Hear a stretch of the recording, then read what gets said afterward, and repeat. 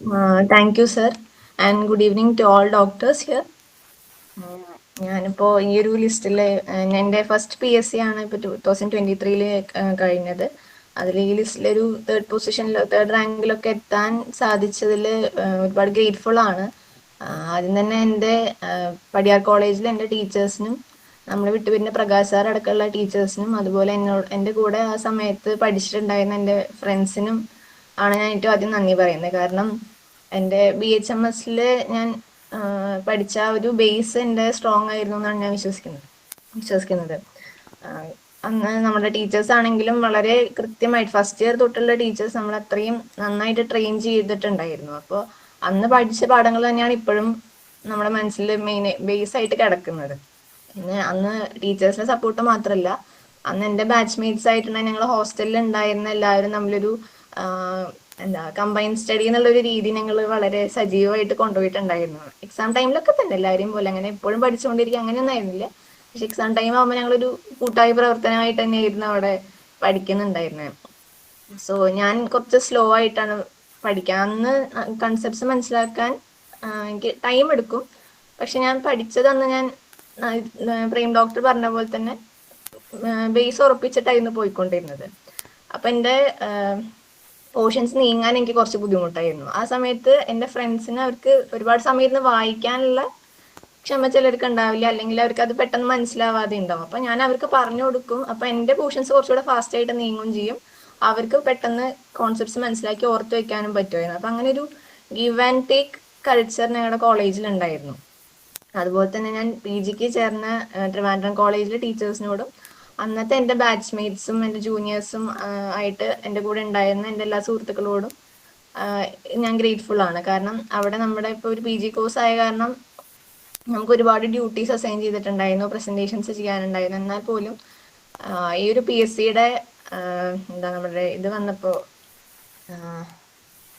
അതിന്റെ അനൗൺസ്മെന്റ് വന്ന ടൈം തൊട്ട്, അല്ലെങ്കിൽ നമ്മളൊരു കാര്യമായിട്ട് പഠിക്കുന്ന സമയം തൊട്ട് ടീച്ചേഴ്സ് നമ്മളെ കാര്യത്തിന്റെ ഗൗരവം മനസ്സിലാക്കി അധികം ഒന്നും പ്രഷർ തരാതെ പ്രസന്റേഷൻസ് എല്ലാം ഒരു ബാലൻസിൽ മെയിൻറ്റെയിൻ ചെയ്ത് പോയി, അതേസമയം നമുക്ക് അവിടെ ഇരുന്ന് കൂടുതൽ പഠിക്കാനും ഉള്ള അനുവാദം തരികയൊക്കെ ചെയ്തിട്ടുണ്ടായിരുന്നു. അതൊരു വലിയ കാര്യമായിട്ടാണ് ഞാൻ കണക്കാക്കുന്നത്, അല്ലെങ്കിൽ നമുക്കത് ഒരിക്കലും സാധിക്കില്ലായിരുന്നു. പിന്നെ അതുപോലെ എൻ്റെ ബാച്ച്മേറ്റ്സ് ആയാലും ഹോസ്റ്റൽ മേറ്റ്സ് അല്ലെങ്കിൽ ഡിപ്പാർട്ട്മെന്റിൽ ഉണ്ടായിരുന്ന മറ്റ് PGs ഞങ്ങൾ എല്ലാവരും ഒന്നിച്ച് ഫേസ് ചെയ്യുന്ന ഒരു എക്സാം ആയ കാരണം അവിടെയും ഈ പറഞ്ഞ പോലെ ഒരു ഗിവ് ആൻഡ് ടേക്ക് അല്ലെങ്കിൽ ഗെയിൻ ബൈ ഷെയറിംഗ് എന്നുള്ള ഒരു ആറ്റിറ്റ്യൂഡ് ഉള്ള ഒരുപാട് പേരുണ്ടായിരുന്നു. അത് കാരണം തന്നെ ഇപ്പൊ നമുക്ക് ഒറ്റയ്ക്ക് ഒരു ബുക്ക് എടുത്ത് പഠിക്കുക, അല്ലെങ്കിൽ നമ്മൾ ഒറ്റയ്ക്ക് പഠിച്ചുകൊണ്ടിരിക്കുക എന്നുള്ള ഒരു കാര്യം എനിക്ക് അത്ര വർക്കാവുന്ന ഒരു സംഭവമായിരുന്നില്ല. അപ്പോൾ ഇങ്ങനെ മറ്റുള്ളവരോട് സംസാരിക്കുന്നതിന്റെ ഇടയിൽ പോയിന്റ്സ് അല്ലെങ്കിൽ ക്വസ്റ്റ്യൻസ് അങ്ങോട്ടും ഇങ്ങോട്ടും ചോദിക്കുക, അല്ലെങ്കിൽ കോൺസെപ്റ്റ് പഠിച്ചാൽ അതിന് ഒരു കോഡ് ഉണ്ടാക്കുക. എൻ്റെ റൂംമേറ്റിനൊക്കെ ഞാൻ സ്പെഷ്യലായിട്ട് താങ്ക്സ് പറയും, ഡോക്ടർ ആരതി. അപ്പോൾ ആളിങ്ങനെ നന്നായിട്ട് കഥകൾ ഉണ്ടാക്കുമായിരുന്നു. കഥകളോ കോഡുകളോ സ്വന്തമായിട്ട് ഉണ്ടാക്കും, എന്നിട്ട് എല്ലാവരെയും പഠിപ്പിക്കും. അതിലൊരു ഒരു പിശുക്കും കാണിക്കാതെ എല്ലാവരെയും പഠിപ്പിച്ചിട്ടേ ആള് സാറ്റിസ്ഫൈഡ് ആവുമായിരുന്നുള്ളൂ.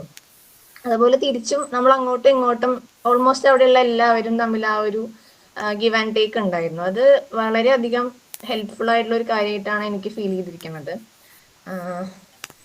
സോ അപ്പൊ നമുക്ക് അങ്ങനെ ഒരു ഷെയർ ചെയ്യാൻ പറ്റുന്ന ഒരു ഗ്രൂപ്പോ അല്ലെങ്കിൽ അങ്ങനെ ഒരു പോസിറ്റീവായിട്ടുള്ള ഒരു എൻവയോൺമെന്റ് ഉണ്ടായാൽ അത് കുറെ അധികം ഗുണം ചെയ്യും. പിന്നെ ഇപ്പൊ പ്രേം ഡോക്ടർ പറഞ്ഞ പോലെ നമുക്ക് കോളേജിൽ നിന്ന് ഇറങ്ങിയ ഉടനെ തന്നെ എക്സാംസ് ക്രാക്ക് ചെയ്യാൻ പറ്റുമോ എന്ന് ചോദിച്ചാൽ ഇറ്റ് ഡിപ്പെൻസ്, നമ്മുടെ സാഹചര്യങ്ങൾ അനുസരിച്ചിരിക്കും. എന്നാൽ പോലും നമ്മൾ ഏതെങ്കിലും ഒരു ഇൻസ്റ്റിറ്റ്യൂഷനിൽ പഠിച്ചുകൊണ്ടിരിക്കുന്ന സമയത്തോ അല്ലെങ്കിൽ പഠിച്ചിറങ്ങി തൊട്ടുള്ള സമയങ്ങളിലോ നമ്മൾ എക്സാംസ് എഴുതുന്നതിന് ഒരു പ്രത്യേക ബെനിഫിറ്റ് ഉണ്ടെന്നാണ് എനിക്ക് തോന്നിയിട്ടുള്ളത്. നമ്മൾ കാരണം കോൺസ്റ്റന്റ് ആയിട്ട് നമ്മൾ ആ ഒരു അക്കാഡമിക് സർക്കിളിൽ നിൽക്കുന്ന കാരണം നമ്മൾ മനഃപൂർവ്വം ഇന്ന് പഠിച്ചില്ലെങ്കിൽ പോലും സബ് കോൺഷ്യസ്ലി ഈവൻ ലെക്ചർ ക്ലാസ്സിൽ ഉറങ്ങിയാൽ പോലും സബ് കോൺഷ്യസ്ലി നമ്മുടെ തലയിൽ എന്തെങ്കിലും ഒരു പോയിന്റ് എപ്പോഴെങ്കിലും സ്ട്രൈക്ക് ചെയ്തിട്ടുണ്ടാവും, ആ ഒരു ചുറ്റുപാടിൽ നമ്മൾ ഇരിക്കുന്ന കാരണം. അത് കഴിഞ്ഞ് നമ്മൾ വീടുകളിൽ പോയി മറ്റ് റെസ്പോൺസിബിലിറ്റീസിലോട്ട് കടക്കുമ്പോൾ നമുക്ക് അത്രയും ഫേവറബിൾ ആയിട്ടുള്ള ഒരു എൻവയോൺമെന്റ് കിട്ടുമെന്നുള്ളത് എല്ലാവർക്കും കിട്ടണമെന്നില്ല, ഉണ്ടാവാം, പക്ഷെ ഇല്ലാതെ ഇരിക്കാം. അപ്പൊ എൻ്റെ ഒരു ഒബ്സർവേഷനിൽ, എൻ്റെ ഒരു എക്സ്പീരിയൻസിൽ ഞാൻ കോളേജുകളിൽ പഠിച്ചിരുന്ന സമയങ്ങളിലും അതിനോട് അടുപ്പിച്ചുള്ള സമയങ്ങളിലാണ് എനിക്ക് മിക്ക എക്സാംസും ക്രാക്ക് ചെയ്യാൻ പറ്റിയിട്ടുള്ളത്. പിന്നെ ഇനിയിപ്പോ നിങ്ങളെല്ലാവരും ഒന്നെങ്കിൽ ഈ ലിസ്റ്റിൽ ഉള്ളവരും അത് കുറച്ചുകൂടി ഇമ്പ്രൂവ്ഡ് റാങ്കിന് വേണ്ടി ട്രൈ ചെയ്യുന്നവർ, അല്ലെങ്കിൽ നെക്സ്റ്റ് ഒരു PSC അറ്റംപ്റ്റ് ചെയ്ത് ആ റാങ്ക് ലിസ്റ്റിൽ ഉൾപ്പെടാൻ താല്പര്യപ്പെടുന്നവരാണല്ലോ. അപ്പൊ നമുക്കിനി മിക്കവാറും ഒരു നെക്സ്റ്റ് PSC വരുന്ന ഒരു 5 years ഗ്യാപ്പ് ആയിരിക്കുമല്ലോ. 2023 കഴിഞ്ഞ പിന്നെ ഒരു 2028 നെക്സ്റ്റ് എക്സാം നിങ്ങൾ എഴുതാൻ പോകുന്നത്. 5 വർഷം അല്ലെങ്കിൽ 3 വർഷം എന്ന് പറയുന്നത് അത്യാവശ്യം നല്ലൊരു ടൈം ഗ്യാപ്പ് ഉണ്ട്. പക്ഷെ നമ്മൾ ഈ ഒരു സമയം, ഞാൻ ഈ 3 വർഷം ഫുള്ള് പഠിക്കും, വേറെ ഒരു എക്സാമും എഴുതില്ല, വേറെ ഒന്നും അറ്റംപ്റ്റ് ചെയ്യില്ല, നേരെ PSC ആ ഒരു മോഡിൽ പോകുന്നതിനേക്കാളും വരുന്ന എക്സാംസ്, വരുന്ന ഡെയിലി വേജ് ഇന്റർവ്യൂസ് ഉണ്ടാവും, നാമിന്റെ എക്സാംസ് ഉണ്ടാവും, അങ്ങനെ വരുന്ന എല്ലാ ചെറിയ ഓപ്പർച്യൂണിറ്റീസിലെയും എക്സാംസ് നിങ്ങൾ അറ്റംപ്റ്റ് ചെയ്യാന്നുള്ളത് നിങ്ങൾക്ക് ഗുണം ചെയ്യുന്നതാണ് എൻ്റെ ഒരു വിശ്വാസം. കാരണം എൻ്റെ PG ലൈഫിലൊരു പകുതിയോളം ലീവ് ഞാൻ പല ജില്ലകളിലെയും daily wage contract base interviews attend ചെയ്തിട്ടാണ് എടുത്തു തീർത്തത്. ഇപ്പോഴാണെങ്കിൽ എന്നെ ഇന്റർവ്യൂ സ്റ്റാറിന് വിളിച്ചിരുന്നു. കാരണം എന്താ വെച്ചിട്ടുണ്ടെങ്കിൽ ഞാൻ ഇന്റേൺഷിപ്പ് കഴിഞ്ഞ് പിന്നെ ഒരു 6 മാസം കഴിഞ്ഞതിന് ശേഷം ഒരു ഡെയിലി വേജ് ആയിട്ട് വർക്ക് ചെയ്തിട്ടുണ്ടായിരുന്നു. അവിടെ ഇരിക്കുമ്പോഴാണ് PG കിട്ടിയത്. അപ്പോൾ ഇന്റേൺഷിപ്പ് തൊട്ട് ഇങ്ങോട്ടേക്ക് നമ്മുടേതായിട്ടുള്ള ഒരു ചെറുതാണെങ്കിലുള്ള ഒരു ഇൻകം എപ്പോഴും ഉണ്ടാവാൻ സാധിച്ചിട്ടുണ്ട്. അപ്പോൾ ഈ PGയും കൂടെ കഴിഞ്ഞു കഴിഞ്ഞാൽ പിന്നെ നമുക്കത് ഇല്ലാണ്ടായാലോ എന്നുള്ള ഒരു ചെറിയ രീതിയിലുള്ള ടെൻഷൻ, അതായത് ഇപ്പോൾ വേറെ റെസ്പോൺസിബിലിറ്റീസും കാര്യങ്ങളൊന്നും ഉണ്ടായിരുന്നില്ല, എന്നാലും നമ്മുടേതായിട്ടുള്ള ഒരു ഇൻകം എനിക്ക് വേണം എന്നുള്ളൊരു അതിയായ ആഗ്രഹം എനിക്ക് എപ്പോഴും ഉണ്ടായിരുന്നു. സോ അതില്ലാത്തൊരു സിറ്റുവേഷൻ ഉണ്ടാവരുത് എന്നുള്ളത് കൊണ്ട് കിട്ടുന്ന എല്ലാ അവസരവും, തൃശ്ശൂർ ജില്ലയുടെ പരിസരത്തുള്ള എല്ലാ ജില്ലകളിലും ഞാൻ ഏകദേശം ഇന്റർവ്യൂസ് അറ്റൻഡ് ചെയ്തിട്ടുണ്ടായിരുന്നു. മിക്കവാറും സ്ഥലങ്ങളിൽ PGയുടെ ഇടയിലായ കാരണം ഡോക്ടർ എന്തിനാ ഇപ്പോൾ വന്ന് ഇത് കഴിഞ്ഞാലും അവസരം ഉണ്ടല്ലോ എന്ന് പറഞ്ഞ് വിടുമായിരുന്നു. എന്നാൽ ആ റാങ്ക് ലിസ്റ്റുകളിൽ പലപ്പോഴും ഉണ്ടാവാറുണ്ട്. അപ്പോൾ അങ്ങനെ പോയിട്ട് എനിക്ക് ഈ എക്സാം എൻവയോൺമെന്റ് അല്ലെങ്കിൽ ഒരു MCQനെ നേരിടാനുള്ള ഒരു മടി അല്ലെങ്കിൽ ഭയം, അല്ലെങ്കിൽ ആ ഒരു ടൈമിൽ നമ്മുടെ നെർവസ്നെസ്സിനെ മാനേജ് ചെയ്യാനുള്ള ഒരു കപ്പാസിറ്റി അറിഞ്ഞോ അറിയാതെയോ ഡെവലപ്പ് ചെയ്തു എന്നാണ് ഞാൻ വിശ്വസിക്കുന്നത്. സോ അപ്പോൾ എൻ്റെ ചില ഫ്രണ്ട്സ് ഒക്കെ ഇങ്ങനെ ദൂരം വിചാരിച്ചിട്ട് പലപ്പോഴും ഒന്നെങ്കിൽ ചിലപ്പോൾ അവരുടെ ജില്ലയിൽ മാത്രം എക്സാംസ് എഴുതുക, അങ്ങനെയുള്ള ചില ടെൻഡൻസീസ് ഉണ്ടാവാറുണ്ട്. അപ്പൊ ഞാൻ ഇപ്പോഴും അവരോട് പറയും, നിങ്ങൾ എഴുത്, കിട്ടോ കിട്ടിയില്ലോ എന്നുള്ളത് പിന്നത്തെ കാര്യം, പക്ഷെ നമ്മൾ എഴുതി നമുക്ക് അതിനോടൊരു പഴക്കം ഉണ്ടാവുക, എങ്ങാനും കിട്ടിയാലോ ആ ഒരു ആറ്റിറ്റ്യൂഡിൽ പോയിട്ട് എഴുതുമായിരുന്നു. അപ്പോൾ അങ്ങനെ ഒരു എക്സാം സെന്ററിലെ എക്സാം ഹാളിലെ പേപ്പറിന് മുന്നിൽ ഇരിക്കുമ്പോൾ അത് വായിച്ചെടുക്കാനും ആ ഓപ്ഷൻസ് ഫില്ല് ചെയ്യാനും ഒക്കെ ഉള്ള നമുക്ക് കുറച്ചുകൂടെ ഒരു മെന്റൽ സ്റ്റേറ്റ് നമുക്ക് സ്റ്റേബിൾ ആയിട്ട് കിട്ടാനായിട്ട് അങ്ങനെ പല പല എക്സ്പീരിയൻസസിലൂടെ പല എക്സാംസ് അറ്റൻഡ് ചെയ്ത് കാരണം സാധിച്ചിട്ടുണ്ട്. പിന്നെ ഞാൻ ഈ PSCക്ക് ആയിട്ടെന്ന് പറഞ്ഞ് പഠിച്ചു തുടങ്ങിയത് ശരിക്കും പറഞ്ഞാൽ ഫെബ്രുവരിയിൽ ഡേറ്റ് അനൗൺസ് ചെയ്തതിന് ശേഷമാണ്. ഫെബ്രുവരി 2023 ഡേറ്റ് അനൗൺസ് ചെയ്തതിന് ശേഷമാണ്. ജനുവരി 23 എൻ്റെ കല്യാണം. കൃത്യം ഒരു മാസം കഴിഞ്ഞപ്പോഴാണ് ഇതിന്റെ അനൗൺസ് ചെയ്തത്. അതിന് മുന്നേ തന്നെ എൻ്റെ കൂടെയുള്ള ഇപ്പോൾ ഈ ഡിസംബറിലൊക്കെ ഡിക്ലെയർ ചെയ്തപ്പോൾ തന്നെ പഠിക്കാന്നൊക്കെ പറഞ്ഞ് ഒരുപാട് ഫ്രണ്ട്സ് നിർബന്ധിച്ചിരുന്നു. പക്ഷെ അപ്പോഴും ഞാൻ ഈ പറഞ്ഞ പോലെ നോക്കാൻ വരട്ടെ ആവട്ടെ എന്നുള്ളതിലായിരുന്നു. പക്ഷെ ഫെബ്രുവരി കഴിഞ്ഞ് ഞങ്ങളൊരു മാർച്ച് ഏപ്രിൽ ആ സമയം തൊട്ടൊക്കെ തന്നെയാണ് നന്നായിട്ട് പഠിച്ചു തുടങ്ങിയത്. പിന്നെ പഠിക്കാനായിട്ട് മൾട്ടിപ്പിൾ സോഴ്സ് ഉപയോഗിച്ചിട്ടുണ്ടായിരുന്നു. ഞാൻ ഈ പറഞ്ഞ പോലെ MDക്ക് വേണ്ടി IHMAയുടെ iBasic യൂസ് ചെയ്തിട്ടുണ്ടായിരുന്നു. അത് ഞാൻ MDയുടെ സമയത്ത് യൂസ് ചെയ്തിരുന്ന ടെക്സ്റ്റ് ബുക്കാണ്. അപ്പൊ എനിക്കത് ഫെമിലിയർ ആയ കാരണം ഞാൻ അതായിരുന്നു മെയിൻ ടെക്സ്റ്റ് ആയിട്ട് ഉപയോഗിച്ചിരുന്നത്. പിന്നെ സക്സസിന്റെ ടാർജറ്റിന്റെ ഒക്കെ മെറ്റീരിയൽസ് ഫോട്ടോ കോപ്പി അല്ലെങ്കിൽ മെറ്റീരിയൽ ആയിട്ടൊക്കെ തന്നെ PDF ആയിട്ടൊക്കെ എടുത്തു വെച്ചിട്ടുണ്ടായിരുന്നു. പിന്നെ ഒരുപാട് സമയം ബുക്സ് ടെക്സ്റ്റ് ആണെങ്കിലും ഇതുപോലത്തെ മെറ്റീരിയൽസ് ആണെങ്കിലും ഒരേ ബുക്ക് ഒരേ പാറ്റേണിൽ നോക്കിയിരിക്കുമ്പോൾ ഒരു മടുപ്പുണ്ടല്ലോ ആർക്കായാലും. അത് ഒഴിവാക്കാനായിട്ട് ഈ പറഞ്ഞ പോലെ ടെലിഗ്രാമിലെ ക്വിസസ്, സക്സസ് ഗ്രൂപ്പിലാണെങ്കിലും മറ്റൊരുപാട് ഹോമിയോപീഡിയ, ഹോമിയോ ഗുരുജി, അങ്ങനെ ഒരുപാട് ഗ്രൂപ്പുകളുണ്ട് ടെലിഗ്രാമിൽ. വളരെ ആക്റ്റീവായിട്ട് ഡെയിലി ഇഷ്ടംപോലെ ക്വിസസ് ഇടുന്ന ടെലിഗ്രാം ഗ്രൂപ്പ്സ് ഉണ്ട്. പ്രൈം ഡോക്ടർ പറഞ്ഞ പോയിന്റ് വളരെ കറക്റ്റ് ആണ്. നമുക്ക് ഈ ആ ഒരു ടൈമർ റൺ ചെയ്ത് തീരുന്നതിന് മുന്നേ ഒരു ആൻസർ ഡിസൈഡ് ചെയ്തത് ക്ലിക്ക് ചെയ്യാനുള്ള ട്രെയിനിങ് നമ്മൾ ഇതിങ്ങനെ ചെയ്തത് കോൺഷ്യസ്ലി ഓർ സബ് കോൺഷ്യസ്ലി ഇങ്ങനെ നമുക്ക് ഫ്രീ ടൈം കിട്ടുമ്പോൾ അല്ലെങ്കിൽ ബുക്ക് വായിക്കാനുള്ള സാഹചര്യം ഇല്ലാത്തപ്പോൾ ഒക്കെ നമുക്ക് ഇത് യൂസ് ചെയ്യാൻ പറ്റുമായിരുന്നു. അപ്പോൾ ഓവർ ടൈം നമ്മൾ പോലും അറിയാതെ തന്നെ ആ ഒരു പെട്ടെന്ന് വായിക്കാനും ആൻസേഴ്സ് ഡിസൈഡ് ചെയ്യാനുള്ള ഒരു കപ്പാസിറ്റി ഡെവലപ്പ് ചെയ്ത് വന്നിട്ടുണ്ടായിരുന്നു. പിന്നെ ഒരേ ക്വിസസ് തന്നെ മൾട്ടിപ്പിൾ ടൈംസ് റിപ്പീറ്റഡ് ആയിട്ടും വരും. അപ്പോൾ നമ്മൾ ഒരു ക്വിസിൽ കുറച്ച് റാങ്ക് താഴെ പോകുമ്പോൾ ചിലപ്പോൾ കുറച്ച് ആൾക്കാർ അറ്റൻഡ് ചെയ്തിട്ടുണ്ടാവുള്ളൂ, എന്നാലും ചിലപ്പോൾ റാങ്ക് താഴെ പോകുമ്പോൾ നമുക്ക് നെക്സ്റ്റ് ക്വിസിൽ ആ നമ്മൾ വരുത്തിയ മിസ്റ്റേക്ക് മാറ്റി അത് കറക്റ്റ് ചെയ്ത് സ്കോർ ബോർഡിൽ കുറച്ചുകൂടെ കയറി നിൽക്കുമ്പോൾ നമുക്ക് കിട്ടുന്ന ഒരു ചെറിയ ഇപ്പൊ പറയുന്ന പോലെയാണെങ്കിൽ ഡോപ്പമിൻ സർജ്, അതെല്ലാം കുറച്ചൊരു പോസിറ്റീവ് റീഇൻഫോഴ്സ്മെന്റ് പോലെ നമ്മളെ പഠിക്കാനായിട്ട് വീണ്ടും ഇങ്ങനെ ഇൻസ്പയർ ചെയ്യുമായിരുന്നു. പിന്നെ പറയുകയാണെങ്കിൽ ടെലിഗ്രാം മാത്രമല്ല, ഞാൻ യൂട്യൂബ് ചാനൽസിനെയും ഡിപ്പെൻഡ് ചെയ്തിട്ടുണ്ടായിരുന്നു. ഇപ്പൊ ഫ്രണ്ട് ഓഫ് ഹെൽത്ത് എന്ന് പറഞ്ഞിട്ട് ഡോക്ടർ സാലിഹിന്റെ ഒരു യൂട്യൂബ് ചാനലൊക്കെ ഉണ്ട്. സാറിന്റെയും ഞാൻ ഈ PG എക്സാമിന്റെ സമയത്തൊക്കെ ഞാൻ കുറെ നോക്കിയിട്ടാണ്. ആള് IHMAയുടെ ഓർഗനോൺ ക്ലാസ് എടുത്തിരുന്ന സാറാണ്. ആള് നല്ല രീതിയിലുള്ള വീഡിയോസ് ആണെങ്കിലും വളരെ ഷോർട്ടായിട്ടാണ്, പക്ഷെ കോൺസെപ്റ്റ് മനസ്സിലാവുന്ന രീതിയിലുള്ള വീഡിയോസ് ഒക്കെ പോസ്റ്റ് ചെയ്തിട്ടുണ്ടായിരുന്നു. പിന്നെ മെയിനായിട്ട് കൂടുതൽ ടെലിഗ്രാം ഗ്രൂപ്പ്സും പിന്നെ ഞങ്ങൾ തമ്മിലുള്ള ഈ ഗ്രൂപ്പ് ഡിസ്കഷൻസ് തന്നെയായിരുന്നു ഞങ്ങളുടെ മെയിൻ സ്റ്റഡി സ്ട്രാറ്റജി എന്ന് പറയുന്നത്. ഏതൊക്കെ സബ്ജക്ട്സിനാണ് കൂടുതൽ വെയിറ്റേജ് കൊടുത്തതെന്ന് ചോദിക്കുകയാണെങ്കിൽ പ്രാക്ടീസ് ഓഫ് മെഡിസിൻ PG ആയിരുന്നു ഞാൻ. അതുകൊണ്ട് തന്നെ നമുക്ക് എപ്പോഴും ഇതുപോലെ ഡിസ്കഷൻസ് ആയിട്ടോ ജസ്റ്റ് ബുക്ക് എന്നല്ലാതെ തന്നെ പല സ്ഥലത്തുനിന്നായിട്ട് നമുക്ക് ഇൻപുട്സ് കിട്ടുമായിരുന്നു. ജൂനിയേഴ്സിന്റെ ഡിസ്കഷൻസ് അല്ലെങ്കിൽ നമ്മുടെ ബാച്ച്മേറ്റ്സിന് നമ്മൾ എടുക്കുന്ന ഡിസ്കഷൻസ്, അതിൽ നിന്നൊക്കെ ചെറിയ ചെറിയ പോയിന്റ്സ്, മേ ബി ഒരു ഡയറക്റ്റ് MCQന്റെ ആൻസറോ ക്വസ്റ്റ്യനോ ആയിരിക്കില്ല, പക്ഷെ ആ കോൺസെപ്റ്റ് നമുക്ക് കേൾക്കുന്നുണ്ടല്ലോ. അപ്പോൾ അത് നമുക്ക് ഇങ്ങനത്തെ അസംഷൻ റീസൺ പോലുള്ള ക്വസ്റ്റ്യൻസ് ഒക്കെ ക്രാക്ക് ചെയ്യാനായിട്ട് ഹെൽപ്ഫുൾ ആയിട്ടുണ്ടായിരുന്നു. പിന്നെ നമ്മൾ OP-യിലും IP-യിലും കാണുന്ന പേഷ്യൻസിന്റെ ചില കണ്ടീഷൻസ്, അപ്പോൾ നമുക്ക് ചില കാര്യങ്ങളെ കോറിലേറ്റ് ചെയ്യാനായിട്ട് അങ്ങനത്തെ ചില എക്സ്പീരിയൻസസ് നമ്മുടെ ഡെയിലി ലൈഫിലുള്ള കാര്യങ്ങൾ ഹെൽപ്പ് ചെയ്യും. ഇവിടൊക്കെ ചേർന്ന് നമുക്ക് വേണമെങ്കിൽ കോഡുകൾ ഉണ്ടാക്കാം അല്ലെങ്കിൽ കഥകൾ ഉണ്ടാക്കാം. അങ്ങനെ നമ്മുടെ ഈ പഠിത്തത്തിനെ കുറച്ചുകൂടെ നമ്മൾ രസകരമാക്കി മാറ്റുകയാണെങ്കിൽ നമുക്കിതൊരു വലിയൊരു ടാസ്ക് ആയിട്ട് ഫീൽ ചെയ്യാതിരിക്കും. കുറച്ചുകൂടെ നമുക്കത് എൻജോയ് ചെയ്യും. അതിനെ ഒരു ചലഞ്ചായിട്ട് കണ്ടത് ക്രാക്ക് ചെയ്യുമ്പോൾ, ചെറിയ ചെറിയ മോക്ക് ടെസ്റ്റുകൾ ചെയ്തത് ക്രാക്ക് ചെയ്യുമ്പോൾ കിട്ടുന്ന ഒരു സന്തോഷം ഉണ്ടല്ലോ, അതിനൊരു പോസിറ്റീവ് റീഇൻഫോഴ്സ്മെന്റ് ആയിട്ട് നമുക്ക് സ്വയം യൂസ് ചെയ്യുകയും ചെയ്യാൻ പറ്റും. പിന്നെ ഞങ്ങൾ ചെയ്തിരുന്നത് ഇങ്ങനത്തെ സ്റ്റിക്കി നോട്ട്സ് ഉണ്ടല്ലോ, നമ്മുടെ പല കളറിലുള്ള, ഞങ്ങളുടെ റൂമിലെ ഒരു ചുമര് മുഴുവൻ പല കളറിലുള്ള സ്റ്റിക്കി നോട്ട്സ് ആയിരുന്നു. രണ്ടുപേർക്കും കോമൺ ആയിട്ട് കാണാൻ പറ്റുന്ന സ്ഥലങ്ങളിൽ ഫുൾ ഒട്ടിച്ച് വെച്ചിരിക്കുകയായിരുന്നു. ആദ്യം കോഡ് അങ്ങോട്ടും ഇങ്ങോട്ടും പഠിപ്പിച്ചു കൊടുക്കും. തീരെ ഓർമ്മ നിൽക്കില്ലെന്ന് തോന്നുകയാണെങ്കിൽ നേരെ കളർ ഫുൾ ആയിട്ടുള്ള ഇതിൽ എഴുതും, ഒട്ടിക്കും. എന്നും കുളിക്കാൻ പോകുമ്പോഴോ അങ്ങോട്ടും ഇങ്ങോട്ടും മറ്റു റൂമുകളിൽ പോകുമ്പോൾ, അതുപോലെ വേറെ റൂമിൽ നിന്നുള്ള ഞങ്ങളുടെ PGs അവിടെ വരുമ്പോൾ അവർ പഠിക്കും, നിങ്ങൾ ഇതൊക്കെ എഴുതിയിട്ടുണ്ടോ അവരത് ചോദിക്കും. അപ്പൊ വീണ്ടും അതൊന്ന് റിവൈസ് ആവാണ്. അപ്പൊ നമ്മളൊരു കുത്തിയിരുന്ന് പഠിക്കുക എന്നുള്ളതിനേക്കാളും നമ്മുടെ ഡെയിലി ഉള്ള കാര്യങ്ങളുടെ ഇടയിൽ നമ്മൾ പോലും അറിയാതെ നമ്മൾ പഠിക്കുന്ന ഒരു സെറ്റപ്പ് നമുക്ക് അവിടെ ഉണ്ടാക്കാൻ പറ്റിയിട്ടുണ്ടായിരുന്നു.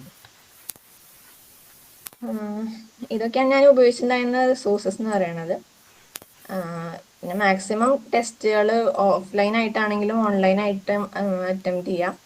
പിന്നെ ഞാൻ ഇതിന്റെ ക്രാഷ് കോഴ്സിന് പോയിട്ടുണ്ടായിരുന്നു. PHF നടത്തിയ ഒരു ക്രാഷ് കോഴ്സിനാണ് PSCക്ക് വേണ്ടിയിട്ട് ഞാനൊരു കോഴ്സ് അറ്റൻഡ് ചെയ്തിട്ടുണ്ടായിരുന്നത്. അതും നല്ലൊരു കോഴ്സ് തന്നെ ആയിരുന്നു. അവർ മാക്സിമം കവർ ചെയ്ത് ഒരു സൺഡേ ഫുൾ ഇരുന്നിട്ടായിരുന്നു.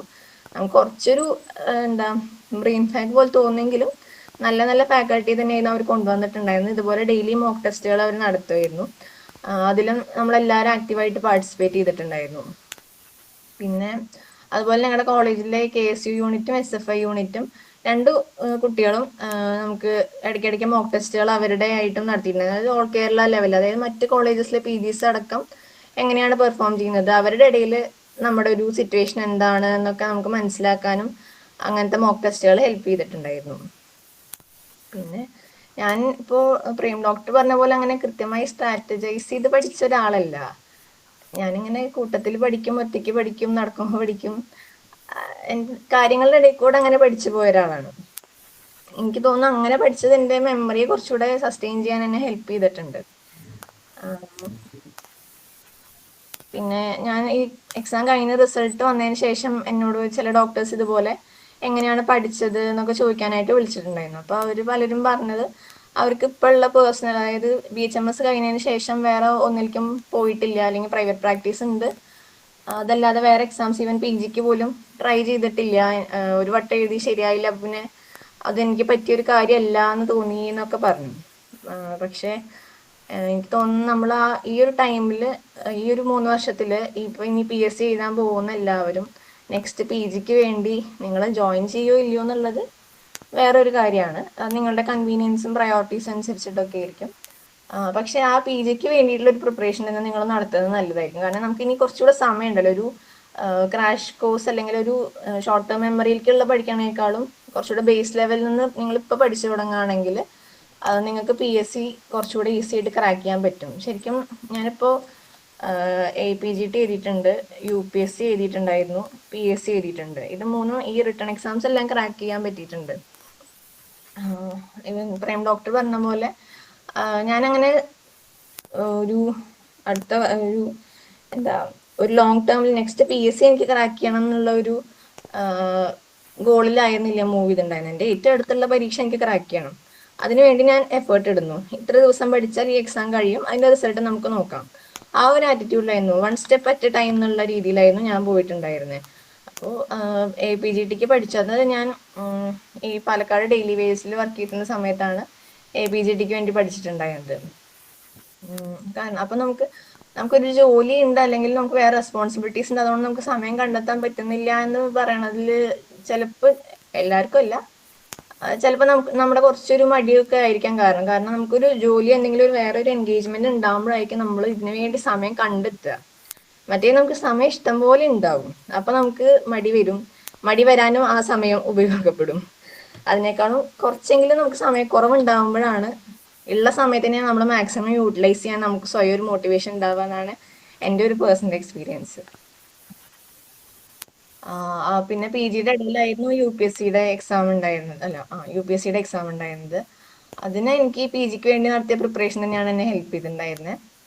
അത് കഴിഞ്ഞ് പറഞ്ഞ പോലെ MDയുടെ എക്സാംസ് തിയറി എക്സാംസ് നടന്നിട്ടുണ്ടായിരുന്നു. അപ്പോൾ നമുക്ക് കുറച്ചുകൂടെ മെറ്റീരിയൽ മെഡിക്കൽ ഓർഗനോണൊക്കെ ആയിട്ട് ഫെമിലിയർ ആയിട്ടുണ്ടായിരുന്നു.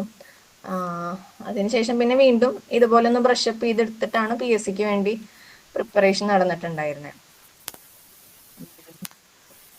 പിന്നെ വേറൊരു റിസോഴ്സ് ഞാൻ യൂസ് ചെയ്തതെന്ന് പറഞ്ഞാൽ മാരോ പോലുള്ള കുറച്ചുകൂടെ അഡ്വാൻസ്ഡ് ലെവലിലുള്ള റിസോഴ്സും ഞാൻ യൂസ് ചെയ്തിട്ടുണ്ട്. ഞാൻ നേരത്തെ പറയാൻ വന്ന പോയിന്റ് ഇടയ്ക്ക് വിട്ടുപോയി.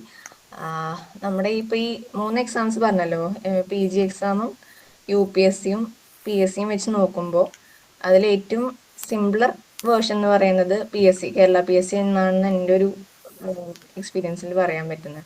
കാരണം മറ്റേതിലെല്ലാം കുറച്ചുകൂടെ ഡിഫിക്കൽട്ടി ലെവൽ കൂടിയ ക്വസ്റ്റ്യൻസ് ആണ്. അപ്പൊ നമ്മൾ അതിനു വേണ്ടി തന്നെ പ്രിപ്പയർ ചെയ്ത് തുടങ്ങിയാൽ നമുക്ക് കുറച്ചുകൂടി ഈസി ആയിട്ട് കേരള PSC എന്നുള്ള ഗോൾ അറ്റൈൻ ചെയ്യാൻ പറ്റുന്നുണ്ടാവും. സോ നിങ്ങൾ 3 വർഷം കഴിഞ്ഞുള്ള 5 വർഷം അല്ലെങ്കിൽ 3 വർഷം കഴിഞ്ഞുള്ള PSCക്ക് പ്രിപ്പയർ ചെയ്യണതിന് പകരം നെക്സ്റ്റ് ഇയർ വരുന്ന PGക്ക് വേണ്ടി പ്രിപ്പയർ ചെയ്യാന്നാണ് ഞാൻ അഡ്വക്കേറ്റ് ചെയ്യുക.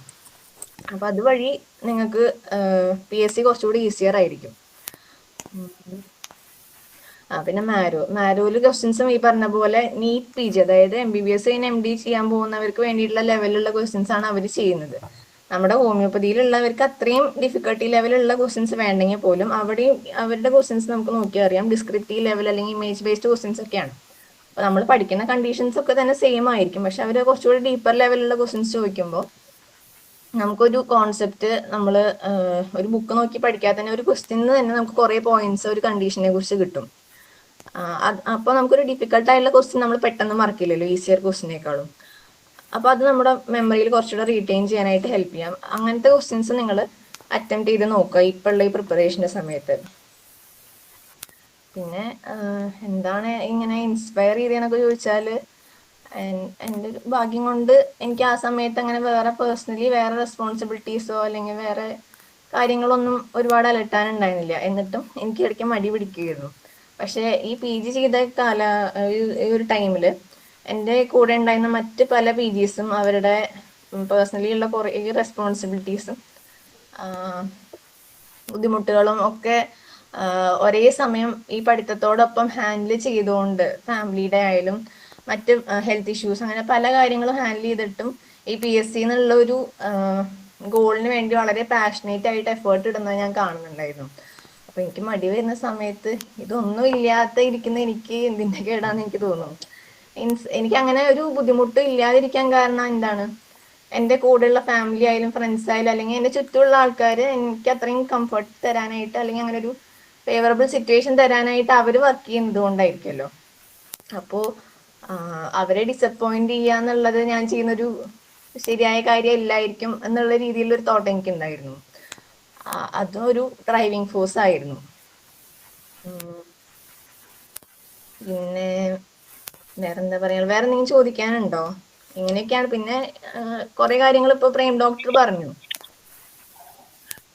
അമൃത ഡോക്ടറെ, നമുക്ക് ഡോക്ടർ സഹല വി പിയിലേക്ക് കൂടെ പോയിട്ട് നിങ്ങൾ ഒരു 10 മിനിറ്റ് കൂടെ ഗ്രൂപ്പിൽ നിൽക്കുക. ഒരു ഓക്കെ. ഡിസ്കഷന് വേണ്ടി, അല്ലെങ്കിൽ ആർക്കെങ്കിലും എന്തെങ്കിലും ചോദിക്കാനുണ്ടെങ്കിൽ പ്രേം ഡോക്ടറും ഉണ്ട്. നിങ്ങൾ 3 പേരോടും അവരുടെ ക്വസ്റ്റ്യൻസ് കൂടെ വരും. ഡോക്ടർ സഹല ഡോക്ടറുടെ എക്സ്പീരിയൻസ് കൂടെ ഒന്ന് ഷെയർ ചെയ്യൂ. Thank you sir. വളരെ ഗ്രേറ്റ്ഫുൾ ആയിട്ടുള്ള ഒരു മൊമെന്റ് ആണ്.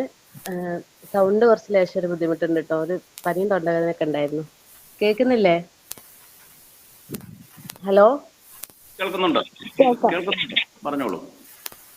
ഫസ്റ്റ് ഓഫ് ഓൾ നമ്മുടെ ഒരു ബാച്ചിന്റെ ഒരു ബ്ലെസ്സിംഗ് എന്ന് പറഞ്ഞു കഴിഞ്ഞാൽ നമ്മുടെ ഗൈഡ് ആയിട്ടുള്ള അശോക് സാറാണ്. വേറൊരു ബാച്ചിനും ഈ ഒരു PSC എന്താണെന്നോ അല്ലെങ്കിൽ നമ്മൾ അറ്റൻഡ് ചെയ്ത ഇന്റർവ്യൂല് നമ്മൾ ഇത്രയും